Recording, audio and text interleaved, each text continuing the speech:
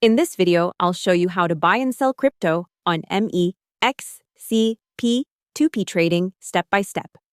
First, open the MEXC app and log in.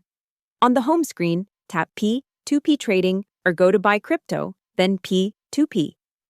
At the top, choose your fiat currency and make sure your region and payment methods, like bank transfer or e-wallet, are correct. To buy crypto, stay on the Buy tab and pick the coin you want, usually USDT. You'll see a list of advertisers with their price, limits, payment methods, and completion rate. Choose a trusted one with high completion and good limits, then tap Buy. Enter the amount, select your payment method, and place the order. Send the money using your banking app. Go back to MEXC, tap I have paid, and wait for the seller to release the crypto into your funding/fiat wallet. To sell crypto, switch to the Sell tab, choose the coin, select an advertiser, and enter the amount. After the buyer sends the payment, check your bank or wallet.